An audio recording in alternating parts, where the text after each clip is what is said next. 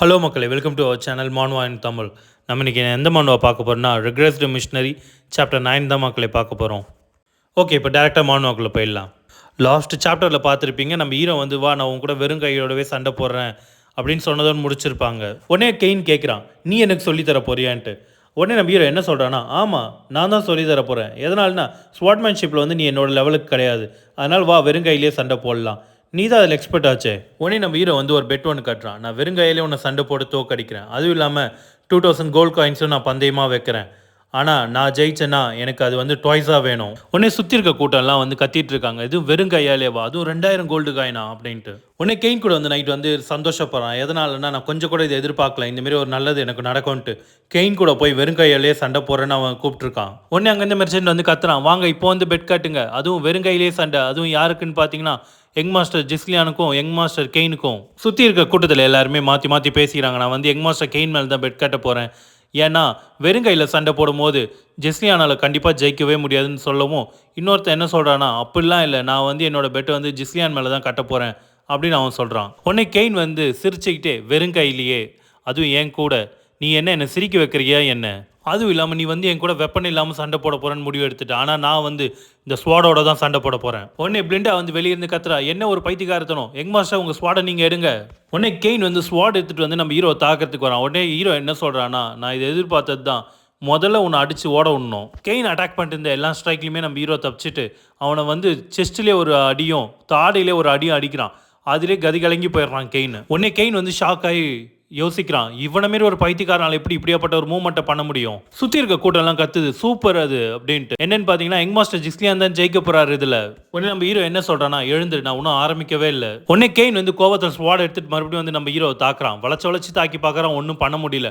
அப்போ கெயின் என்ன சொல்கிறான்னா, இது வரைக்கும் நீ வந்து தைரியமாக என் கண்ணை கூட பார்த்ததில்ல, நான் எப்போலாம் பெரியத்துக்கு வந்தோனோ அப்போலாம் நீயே தான் வந்து எனக்கு தலை வணங்கினேன். உடனே கெயின் அப்படின்னு சொல்லிட்டு இருக்கும் போதே பார்த்தீங்கன்னா ஹீரோ அவன் கையெல்லாம் பிடிச்சி கையை திருப்பி செஸ்ட்லேயே ஒரு உதைக்கிறான். அப்போ அவனால் ஒன்றுமே பண்ண முடியல. உடனே கெயின் என்ன நினைக்கிறான்னா, நான் உன்னை இங்கே கொன்னே ஆகணும், அப்போ தான் என்னோடய லார்ஜ் ஃபேமிலி வந்து ஃப்யூச்சரில் நல்லாயிருக்கும். மக்களே கெயினை பார்க்கணுமே, அந்த அடி வாங்குறான்.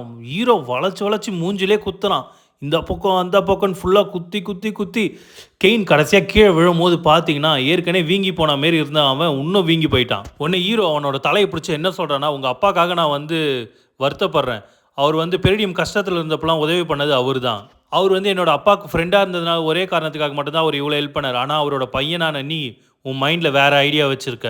அப்போ தான் கெயின் நினச்சி பார்க்குறான், சில வருஷத்துக்கு முன்னாடி அவங்க அப்பா வந்து பெரிடியத்துக்காக ரொம்பவே ஹெல்ப் பண்ணுவார், ரொம்ப ட்ரூப்ஸ் அனுப்புவார், பணம் அனுப்புவார், சாப்பாடு அமைச்சிருக்காரு.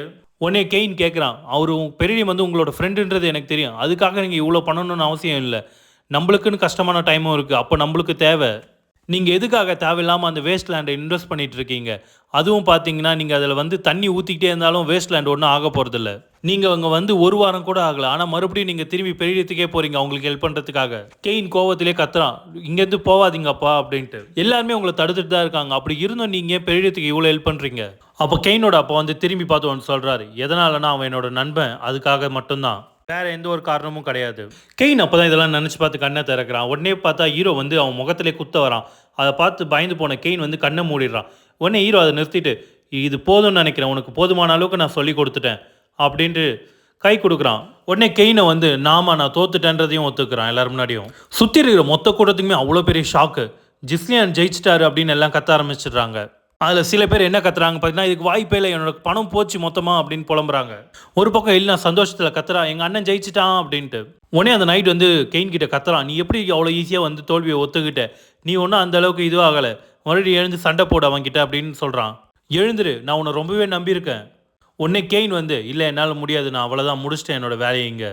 உடனே நம்ம ஹீரோ வந்து நான் இப்போ என்ன பண்ணணுமோ அதை தான் இங்கே பண்ண போகிறேன். உடனே அந்த நைட் வந்து ஷாக்காக என்னதுன்னு கேட்குறான். உடனே ஹீரோ என்ன சொல்கிறான்னா, இப்போ நான் என்ன பண்ணணுமோ அதை தான் நான் பண்ண போகிறேன், கரெக்ட் தானே அப்படின்னு கேட்கவும் அந்த நைட் ஷாக்காக என்னது அப்படின்னு கேட்குறான்.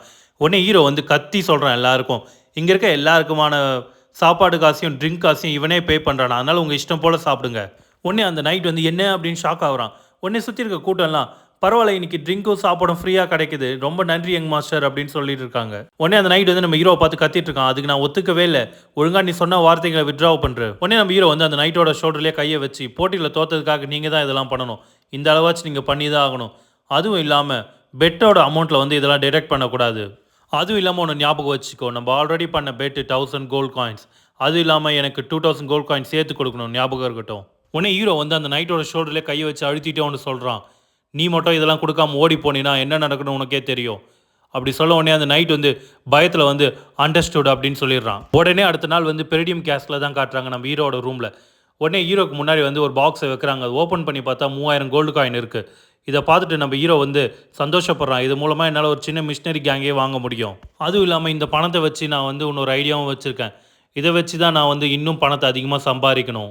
என்னோட மைண்டில் ஒரு பிஸ்னஸ் இருக்குது, அதுக்கு நான் இன்னும் அதிகமாக சம்பாதிக்கணும் பணம். உடனே பிளிண்டாவும் எலினாவும் வந்து பக்கத்தில் நின்றுட்டு ஒரு மாதிரி சிரிக்கிறாங்க. ஹீரோ அதை பார்த்துட்டு என்ன வேணும் அப்படின்னு கேட்குறான். அண்ணா நீ இந்த பணத்தெல்லாம் என்ன பண்ண போகிற? உடனே ஹீரோ கேட்குறேன், ஏன் உனக்கு எதனா வேணுமா என்ன அப்படின்ட்டு. இல்லை நான் ஒன்றும் சும்மா தான் கேட்டேன். உடனே பிளிண்டா சொல்கிறா, இதில் என்ன கேள்வி, இதெல்லாம் அவர் எங்கே யூஸ் பண்ணுவார்னு எனக்கு தான் தெரியும். அமிலியாவோட பிறந்த நாள் சீக்கிரமாக வரப்போகுது, அதுக்காக நீங்கள் அவளுக்காக எக்ஸ்பென்சிவான கிஃப்ட் வாங்க தானே போகிறீங்க. உடனே எலினா கேட்குறா, அப்போ இதெல்லாம் நீ பண்ணது வந்து உன் ஃபியான்சியை வந்து அவளுக்காக ஒரு எக்ஸ்பென்சிவ் கிஃப்ட் வாங்குறதுக்காக தானா? இந்த மாதிரி எலினாவும் பிளிண்டாவும் மாற்றி மாற்றி பேசிகிட்டு இருக்கும் போது தான் ஹீரோவை யோசிக்கிறான். அப்போ தான் ஹீரோக்கே ஷாக் ஆகுது, எனக்கு ஃபியான்சி இருக்கா அப்படின்ட்டு. இதோட இந்த சாப்டர் முடிஞ்சு மக்களே. நெக்ஸ்ட் சாப்டரில் சந்திப்போம். நம்ம சேனலை ஃபாலோ பண்ணி சப்ஸ்கிரைப் பண்ணுங்கள்.